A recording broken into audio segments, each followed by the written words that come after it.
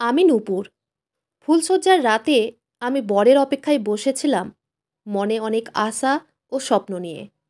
কিন্তু আমার বর প্রথম দিন রাতে আমার কাছে আসেনি, কারণ সে তো আমার মায়ের সঙ্গে রঙ্গবাজি করতে ব্যস্ত ছিল। হ্যাঁ, আপনারা ঠিকই শুনেছেন, আমার নিজের মা আমার বরের সঙ্গে ফুলশয্যার রাত করেছিল, এবং আমি নিজের চোখে সব কিছু দেখেছিলাম। আসলে বরের অপেক্ষায় যখন অনেক বেশি রাত হয়ে যায়, তখন আমি নিজের ঘর থেকে বাইরে বেরিয়ে যেতেই পাশের ঘর থেকে কিছু আওয়াজ আসে। ওই আওয়াজ শুনে আমি যখন কী হলে চোখ রেখে ভেতরের দৃশ্যটা দেখি, তখন আমার পায়ের তলা থেকে যেন মাটিটাই সরে যায়। আমার মাথা পুরো ঘুরে ওঠে ও আমার হাত পা থরথর করে কাঁপতে শুরু হয়। কারণ আমার বর ও আমার মা, তারা দুজনে নিজেদের চাহিদা পূরণ করতে ব্যস্ত ছিল। নিজের চোখে সব কিছু দেখার পরেও আমি বিশ্বাস করতেই পারছিলাম না যে আমার নিজের মা এতটা অশ্লীল কাজ করতে পারে। আমার মায়ের শারীরিক খিদে এত বেশি বেড়ে গেছিল যে সে আমার বরের সঙ্গে, মানে নিজের জামাইয়ের সঙ্গেও নিজের চাহিদা পূরণ করেছিল। আমার জীবনের এই সত্য ঘটনাটি শুনে আপনারাও অনেক বেশি চমকে উঠবেন। তাই অনুরোধ রইল গল্পটি শুরু থেকে শেষ পর্যন্ত শোনার। কলেজের পড়াশোনা শেষ হওয়ার পরে মা আমার বিয়ে দেওয়ার জন্য উঠে পড়ে লেগেছিল। কিন্তু তখন আমার বিয়ে করার ইচ্ছে ছিল না। আমার আরও পড়াশোনা করার ইচ্ছে ছিল। কিন্তু আমাদের বাড়িতে তো আমার মায়ের কথা মতোই আমাদের সব কিছু করতে হতো। কারণ আমাদের বিজনেস আমার মা দেখাশোনা করত। আমার বাবা কোনো কাজকর্ম করতো না, এবং এই বিজনেসটা আমার মায়ের বাবা, মানে আমার ঠাকুরদা, আমার মাকে সঁপে দিয়ে গেছিল, এবং মা আমার বাবাকে ভালোবেসে বিয়ে করেছিল। আমার বাবা ভীষণ গরিব পরিবার থেকে ছিল বলে ঘর জামাই হয়ে আমার মায়ের বাড়িতেই ছিল। আমার বাবা দেখতে ভীষণ সুন্দর ছিল বলে আমার মা বাবার প্রেমে পড়ে যায়। তারপর ধীরে ধীরে আমার চোখের সামনে সব কিছু খোলসা হয়ে যায় যে আমার মা বাবার সঙ্গে কতটা খারাপ ব্যবহার করে।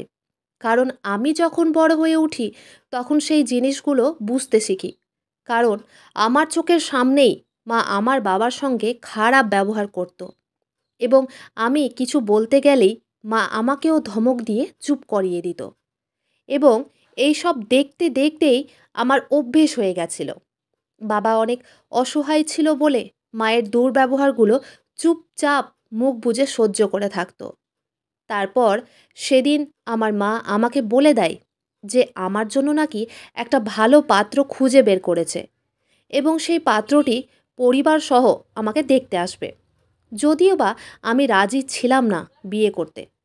আমার মা বাবার সঙ্গে দুর্ব্যবহার করতো বলে আমার ছোট বোন নিমা তাকে ছাত্রাবাসে দিয়েছিল, যাতে সে আমাদের পারিবারিক ঝামেলা থেকে দূরে থাকে, এবং তার উপরে যাতে কোনো রকম খারাপ প্রভাব না পড়ে। এবং আমার ছোট বোন নিমা আমার থেকে বয়সে 5 বছরের ছোট ছিল। সে তো আমার মায়ের কুকর্মের ব্যাপারে কিছুই জানতো না। মা সারাদিন সেজে গুজে অফিসেই বসে থাকতো, এবং সারাদিন ক্লায়েন্টদের সঙ্গে মিটিংয়ে ব্যস্ত থাকতো। আমাদের বাড়ির সমস্ত কাজকর্ম কাজের মাসিরা করত। আমার মা নিজেকে অল্প বয়সী দেখানোর জন্য প্রত্যেক দিন পার্লারে গিয়ে অনেক টাকা খরচ করত, আর বাড়িতে আসা মাত্রই আমার বাবার সঙ্গে খারাপ ব্যবহার করত। আমাকে ছেলেপক্ষ থেকে দেখতে আসবে বলে আমার বোন কিছু দিনের জন্য ছুটি নিয়ে ছাত্রাবাস থেকে বাড়িতে এসেছিল। তারপর সেদিন যখন ছেলেপক্ষ থেকে আমাকে দেখতে আসে, তখন ছেলেটাকে জিজ্ঞেস করে জানতে পারি যে সে খুব অল্প শিক্ষিত, সে মাত্র মাধ্যমিক পাস।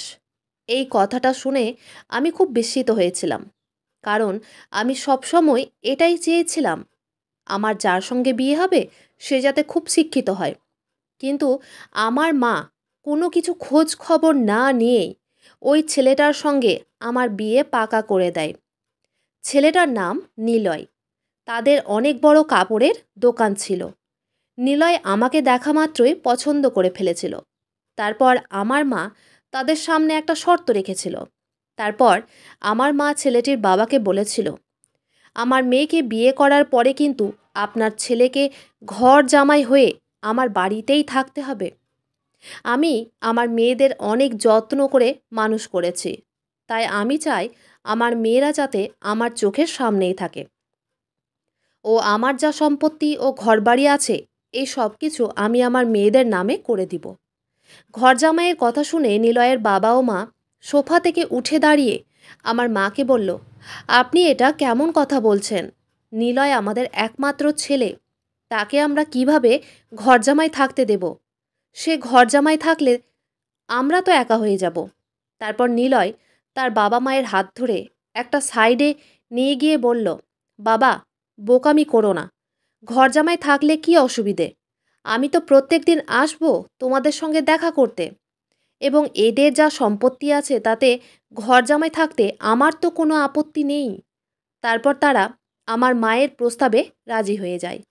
ওদিকে আমি মনে মনে এটা ভেবে খুশি হচ্ছিলাম যে মা আমাদের কতটা খেয়াল রাখে, যার জন্যই তো নিলয়কে ঘর জামাই থাকার প্রস্তাব দিয়েছিল। তারপর ছেলেটার ব্যাপারে কোনো কিছু ভালোভাবে যাচাই না করেই আমার মা এই বিয়ের প্রস্তাবে রাজি হয়। ওই সময় আমার বাবা মাকে বলেছিল, রনিতা, কিছুদিনের সময় তো তুমি নিতে পারতে, এত তাড়াহুড়ো করার কি আছে? রনিতা হচ্ছে আমার মায়ের নাম।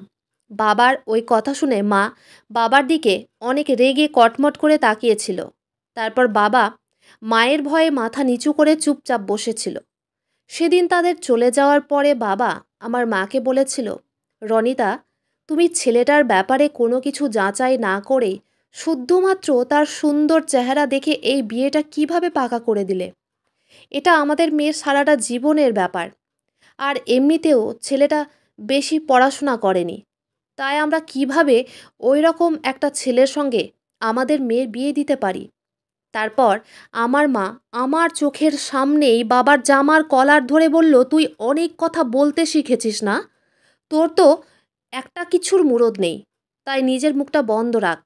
এই বাড়ির সমস্ত ব্যাপারে সিদ্ধান্ত নেওয়ার অধিকার শুধুমাত্র আমাকেই আছে।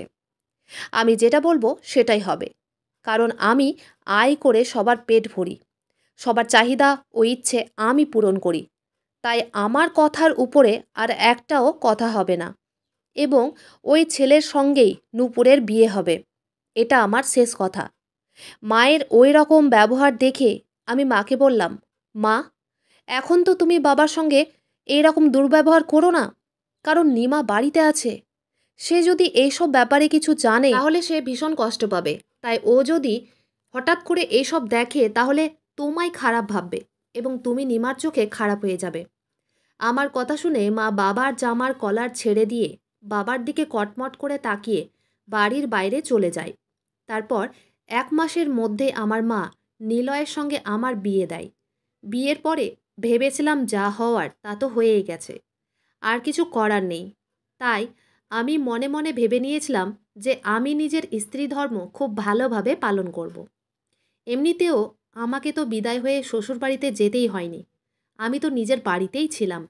তাই বিয়ের দিন যেমন বাকি মেয়েরা একটু ভয়ে থাকে এটা ভেবে যে তাদের শ্বশুরবাড়ি কেমন হবে, শ্বশুরবাড়িতে সবাই তাদের সঙ্গে কেমন ব্যবহার করবে, এইসব নিয়ে আমার তো কোনো দুশ্চিন্তাই ছিল না।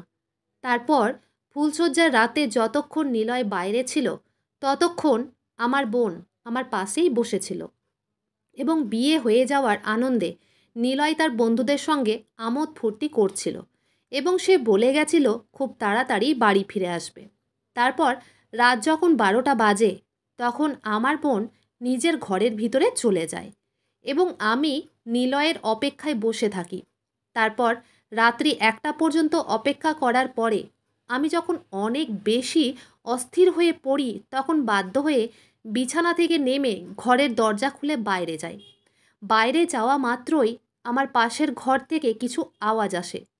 প্রথমে তো আমি খুব আশ্চর্য হয়েছিলাম এটা ভেবে যে আমার বাবা মতো উপরের ঘরে থাকে, তাহলে নিচের ঘরে কে আছে এবং কারা আছে? তারপর সেই আওয়াজ শুনে আমি যখন আস্তে আস্তে পা টিপে টিপে ওই ঘরের দিকে যাই তখন ঘরের কী হলে চোখ রাখতেই যা দেখি সেটা দেখে তো আমার পুরো শরীর শিউরে ওঠে। আমার হাত পা ঠান্ডা হয়ে যায় ও পুরো শরীর থরথর করে কাঁপতে শুরু করে। আমার চোখ দুটো বড় বড় হয়ে যায়, কারণ আমার মা জামাই ও শাশুড়ির মাঝের পবিত্র সম্পর্ককে নষ্ট করেছিল। আমার মা নিজের শরীরের খিদে মেটাতে আমার বরের সঙ্গে সব কিছু করেছিল।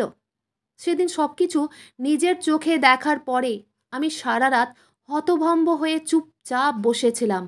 আর সারা রাত একটাই কথা ভাবছিলাম, যে আমার নিজের মা কিভাবে পেরেছিল এইসব নোংরামি করতে। সারা রাত ওই দৃশ্যগুলোই আমার চোখের সামনে ঘুরপাক খাচ্ছিল। ভেবেছিলাম সকালবেলায় প্রথমে এই ব্যাপারে মায়ের সঙ্গে কথা বলবো, যে সে কিভাবে নিজের মেয়ের সতীন হতে পারল, কিভাবে সে আমার জীবনটা নষ্ট করতে পারল।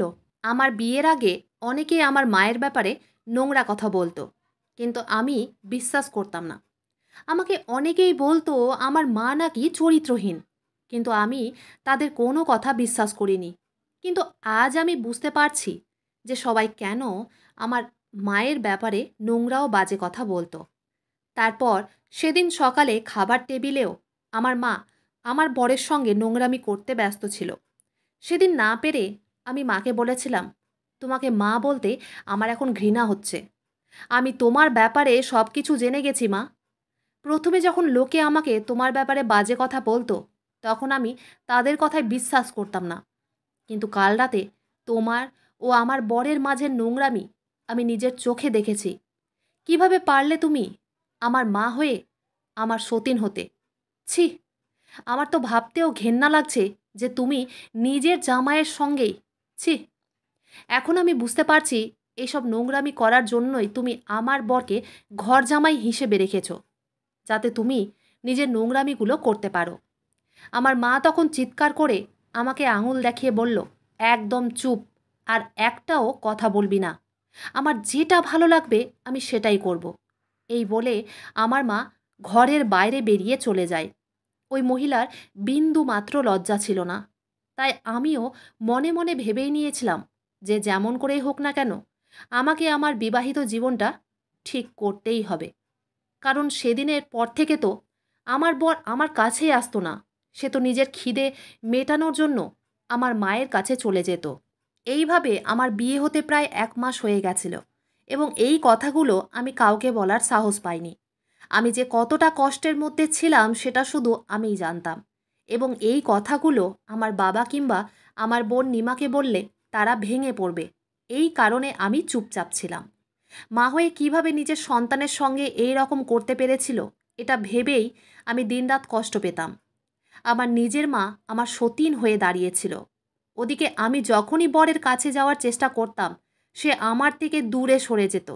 সে ভাবতো আমি হয়তো তার ব্যাপারে কিছুই জানি না। কিন্তু বর জানতো না যে প্রথম দিনেই আমি তাদের ব্যাপারে সব কিছু জানতে পেরে গেছি। আমার মা তো আমার বরকে টাকা পয়সার লোভ দেখিয়ে নিজের মায়াজালে ফাঁসিয়ে রেখেছিল। এদিকে আমি তিলে তিলে মরছিলাম। আমার মুখে কোনো হাসি ছিল না। আমি সারাদিন মনমারা হয়ে থাকতাম। তাই আমাকে দেখে একদিন আমার বাবা জিজ্ঞেস করেছিলেন যে আমার কি হয়েছে, বিয়ের পরে আমার মুখে কোনো হাসি নেই কেন? আমি এই বিয়েতে কি খুশি নেই? বাবার জিজ্ঞেস করার পরেও আমি বাবাকে মা ও আমার বরের ব্যাপারে সত্যি কথা বলতে পারিনি। আমি খুব ভালোভাবেই জানতাম আমার বাবা যখন এটা জানতে পারবে যে তার স্ত্রী নিজের জামাইয়ের সঙ্গেও নোংরামি করতে ছাড়েনি, তখন বাবার ভীষণ কষ্ট হবে। আমার বাবা সব কিছুই জানতো যে আমার মা একজন চরিত্রহীন মহিলা। তাও আমার বাবা মাকে কিছু বলার সাহস পেত না। আমার বাবা অনেক বেশি অসহায় ছিল। তাই বাবা মুখ বুজে সব কিছু সহ্য করত। ওদিকে আমি অনেক চেষ্টা করতাম আমার বরের কাছে যাওয়ার। ভেবেছিলাম আমি তার কাছে গেলে সে হয়তো আমার মায়ের কাছে যাওয়া বন্ধ করবে। কিন্তু আমার বর তো আমাকে পছন্দই করতো না। আমার কাছে আসা তো অনেক দূরের কথা। আমার বিয়ে হতে 3 মাস হয়ে গেছিল, কিন্তু আমার বর আমাকে ছুঁয়েও দেখেনি। তাই সেদিন বাধ্য হয়ে আমি অনেক রেগে আমার বরকে বলেছিলাম, নিলয়, আমি তোমার ব্যাপারে সব কিছু জেনে গেছি, যে তুমি কেন আমার কাছে আসো না। কারণ তোমার তো আমার মায়ের সঙ্গে অবৈধ সম্পর্ক রয়েছে, এবং আমি নিজের চোখে সব কিছু দেখেছি। তোমার লজ্জা করলো না মায়ের সঙ্গে এসব নোংরামি করতে? আমার মা মানেই তো তোমার মা। তাহলে কিভাবে পারলে এত সুন্দর একটা পবিত্র সম্পর্ককে নোংরা করতে? আমার বর তখন আমার গালে একটা থাপ্পড় মেরে বলল, আমার সঙ্গে তর্ক করার কোনো দরকার নেই। নিজের মুখটা বন্ধ করে রাখো এবং যেমন চলছে সেই রকমটা চলতে দাও। নইলে তোমার সঙ্গে এর থেকেও খারাপ হতে পারে। তারপর নিলয় অনেক রাগ করে বাড়ি থেকে বাইরে বেরিয়ে চলে যায়। আমি তখন অনেক বেশি কষ্ট পেয়ে বালিশে নিজের মাথা রেখে হাউমাউ করে কাঁদতে শুরু করি। এভাবে যখন আমাদের বিয়ে হতে প্রায় 4 মাস হয়ে যায়, তারপরে একদিন আমার বোন হঠাৎ করে ছাত্রাবাস থেকে তার একটা বন্ধুকে নিয়ে আমাদের বাড়িতে আসে এবং তার বন্ধুর সঙ্গে আমাদের সবার আলাপ করিয়ে দেয়। সেদিন জানতে পারি যে আমার বোন তার বন্ধুকে ভালোবাসে এবং সে তার বন্ধুকে বিয়ে করতে চায়। সেই ছেলেটির নাম ইমন। ইমনকে দেখা মাত্রই আমার মায়ের মুখে যে আনন্দের হাসি ফুটেছিল সেটা আমি স্পষ্ট বুঝতে পেরেছিলাম। আমার জীবন তো নষ্ট হয়েই গেছে, তাই আমি মনে মনে স্থির করে নিয়েছিলাম যে আর যাই হোক না কেন আমি আমার বোনের জীবন নষ্ট হতে দিব না। তারপর আমার বোন নিমা বাবা মাকে বলে দেয় যে সে তার বন্ধু ইমনকে পছন্দ করে, তাই সে ইমনকে বিয়ে করতে চায়। বিয়ের কথা শুনে আমার মা তখন অনেক খুশি হয়ে ইমনকে বিয়ের ব্যাপারে কথা বলার জন্য নিজের অফিসে ডাকে এবং ইমন মায়ের অফিসে যেতে রাজি হয়। ওদিকে আমার বোন নিমা এটা ভেবে খুব খুশি ছিল যে আমার মা এই বিয়েতে রাজি হয়েছে। কিন্তু সে তো মায়ের নোংরা কাণ্ডকলাপের ব্যাপারে কিছুই জানতো না। কিন্তু আমি খুব ভালোভাবেই বুঝতে পেরেছিলাম যে মা ইমনকে কেন একাই তার অফিসে ডেকেছে। তাই আমি ভেবেই নিয়েছিলাম যে আমার বোনকে মায়ের ব্যাপারে সব কিছু সত্যি কথা বলে দিব, যে আমার মায়ের মানসিক অসুখ আছে, আমার মা যৌন আসক্তিতে ভুগছে। এই জন্যই তো সে প্রত্যেকটা পুরুষের সঙ্গে নিজের শরীরের খিদা মেটাতে চায়। এমনকি এই ব্যাপারে আমার বাবাও আমার মাকে ডাক্তার দেখানোর কথা বলেছিল, কিন্তু আমার মা উল্টে আমার বাবাকেই হুমকি দিয়েছিল। আমার মা এটা মানতে রাজিই ছিল না যে সে একজন যৌন আসক্তির রোগী। এমনকি আমি নিজেই আমার মাকে বলেছিলাম যে তোমার যৌন আসক্তি আছে, ওই জন্যই তুমি হাজারো পরপুরুষের সঙ্গে নিজের শরীরের চাহিদা পূরণ করো। সেদিন আমার কথা শোনার পরে আমার মা আমাকে থাপ্পড় মেরেছিল। আমি নিজেই আমার মাকে বুঝিয়ে উঠতে পারিনি যে এটা এক ধরনের অসুখ। তারপর সেদিন যখন ইমনের আমার মায়ের অফিসে গিয়ে দেখা করার কথা ছিল, তখন মায়ের অফিসে চলে যাওয়ার পরে আমার বোনকে ও বাবাকে আমি সব কিছু সত্যি কথা বলেছিলাম যে কিভাবে আমার নিজের মা আমার সতীন হয়ে গেছে এবং আমার বরের সঙ্গে অবৈধ সম্পর্কে জড়িত আছে। সব কিছু শোনার পরে বাবা আমাকে জড়িয়ে ধরে অনেক কেঁদেছিল, কারণ বাবা এই ব্যাপারে অনেক আগে থেকেই সব কিছু জানতো যে আমার মা যৌন আসক্তিতে ভুগছে, কিন্তু সে এটা স্বীকার করতে রাজি ছিল না। প্রথমে তো আমার বোনও এই সব কিছু মানতে রাজি হয়নি, কিন্তু নিজের চোখে সব কিছু দেখার পরে সেও আমার কথাই বিশ্বাস করেছিল। কারণ আমার বোন সব কিছু শোনার পরে আমরা যখন একসঙ্গে মায়ের অফিসে যাই, অফিসে গিয়ে আমার মায়ের অফিসের রুমের দরজা খুলতেই দেখি যে আমার মা ইমনের সঙ্গেও জোর জবরদস্তি সম্পর্ক করার চেষ্টা করেছিল এবং ইমন হাত জোর করে আমার মাকে বাধা দিচ্ছিল এইসব না করতে। তারপর সব কিছু নিজের চোখে দেখার পরে আমি ও আমার বোন আমার মায়ের গালে একটা থাপ্পড় মেরে বলেছিলাম, মা, তোমার এই পাগলামি অনেক হয়েছে। তুমি যদি এবার ডাক্তারের কাছে না যাও তাহলে কিন্তু তোমার সঙ্গে আমরা আর কোনো রকম সম্পর্ক রাখব না। তুমি একাই থাকবে। আমি নিমা ও বাবাকে নিয়ে এখান থেকে চলে যাব। আমাদের সব কথা শোনার পরেও কিন্তু আমার মা ডাক্তার দেখাতে রাজি হয়নি। তাই বাধ্য হয়ে আমি আমার বোন ও বাবার সঙ্গে ওই বাড়ি ছেড়ে একটা ভাড়া বাড়িতে উঠেছিলাম। এখন আমার মায়ের সঙ্গে আমাদের কোনো রকম সম্পর্ক নেই এবং আমি আমার বরকে ডিভোর্স দিয়েছি। কারণ যেই মানুষটি একটা সম্পর্কের মানমর্যাদা কিছুই বোঝে না, সেই রকম অশিক্ষিত মানুষের সঙ্গে বাস করা যায় না। ভাড়া বাড়িতে আসার পরে আমি ও বাবা মিলে আমার বোনের তার পছন্দের ছেলে ইমনের সঙ্গে বিয়ে দিয়েছিলাম।